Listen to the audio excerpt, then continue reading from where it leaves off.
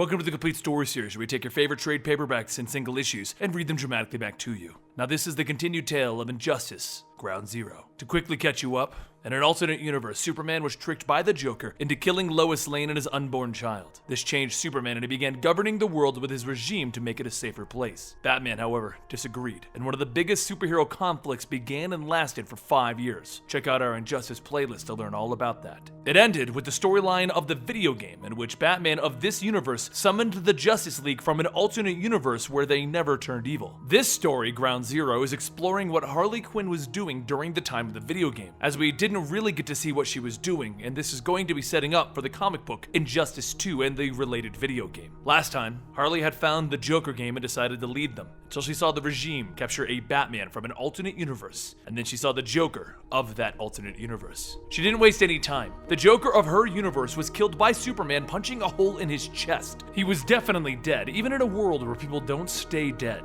So she brought out her shotgun and put it to the Joker's face, asking him, "Who are you? Because I just see a creep dressed up like the Joker." He puts his hands up, telling her, "It's me! It's the Joker! It even says so on my underwear!" She leaps at him, telling him, "No one pretends to be Mr. J." She punches and kicks and chokes him, only to get stabbed by him and kicked back. She grits her teeth, telling herself, "He can't be who I think he is. That hurt worse than the stab wound." And she takes to the air with her mallet, smashing it into his chest. As Harley gets in close, he headbutts her. And that's the moment that she realizes who it really is. The way he moves and acts. He has to be Mr. J. And just like that, she's back on his side. It's her pudding. No matter what she's done or what's happened in the last 5 years, he's Mr. J. Harley takes him to the base of the Joker gang, the men and women who decided to follow Harley's example, and they dress like the Joker. And it's there that the Joker takes the center stage, seeing that he now has an entire audience looking up to him, and he tells them that they need to think bigger.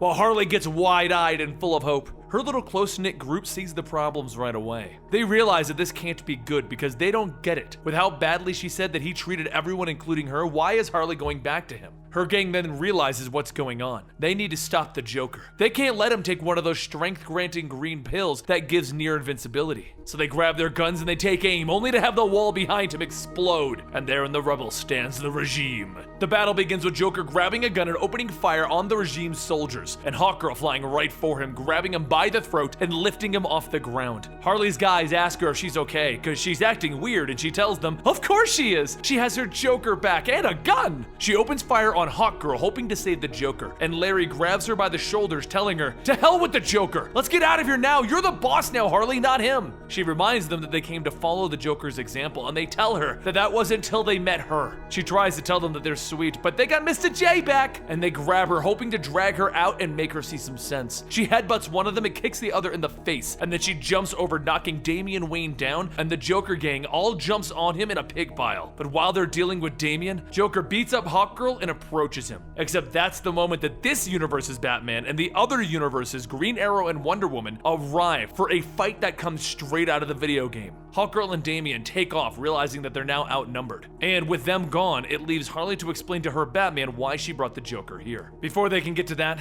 Joker explains to this universe's Batman that his version got kidnapped by that evil Superman. Watching Joker get beat down by Batman, Harley starts to realize what was actually happening. She's falling right back into her bad habits, and her habits are the worst kind. So she walks off sadly with her new friends. She takes a seat at a bar, sad because she was doing so well. She saved the day multiple times, and then with one slip up, she's grounded by Batman. All of these rules are just infuriating. Being a good guy just pisses Harley off sometimes. Larry comes over to tell her that more and more of their guys are getting beat up, and if they can't get more of those green pills, it's going to get worse. So Harley takes a moment to apologize to him, telling him that she lost her mind a little while back there. And he tells her with a grin that is always plastered onto his mask that it's fine. The Joker's gone again, and she's back to normal. So he goes back to the issue. Does Harley know anyone with powers that they could use to replace their fallen comrades? Build up Harley's gang. And Harley begins to think about things and realizes that Larry's a genius. She knows a ton of cool villains, except everyone went into hiding or they joined the regime. Villains really weren't crazy about the idea of getting on a murdering Superman's bad side. So Harley came up with a new idea. She's back to normal. She wants to be a good guy. So it's off to the police station to find a problem that she can solve. But when she gets there, the police sadly inform her that all of the villains have pretty much stopped doing anything. And even Batman stopped checking in with them when Gordon died.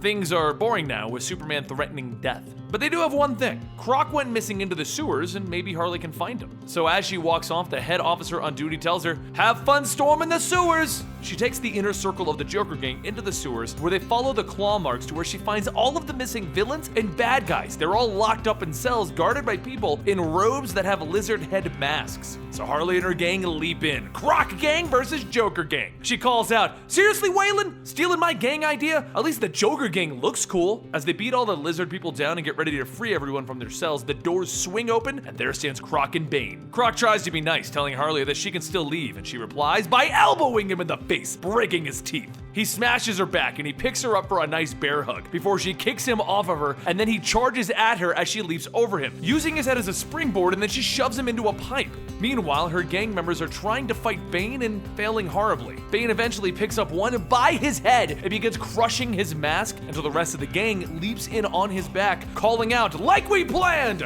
Meanwhile, Harley is jumping on Croc's chest, shouting, "Die, die, die!" And after she knocks him out, she breaks more of his teeth. Then she sees Bane throwing her friends around like playthings. So she has a new idea, and she opens up the cell doors, freeing the thugs of Gotham, along with Katana and Mr. Freeze. She taps Bane in the back, telling him that she brought more friends, and everyone goes to beat him down. Even Bane can't take on that many enemies. Eventually, Bane and Croc are defeated, and Harley locks them up in their own cells. And now, she has her expanded little resistance group of her own. That is digital issues 5 through 8. I honestly don't know what issues that's going to be when it comes out, but we're trying to get you guys caught up on this one. It's not as good as the main Injustice storyline, but I am happy that they came out with something to bridge the gap between the two of them. That way, if you don't play video games, you don't have to have played the Injustice video game to fully know what's going on. Anyway, if you want more Injustice, make sure you subscribe to this channel. Don't forget to follow me on Twitter and Instagram at Comicstorian, and I'll see you next time right here.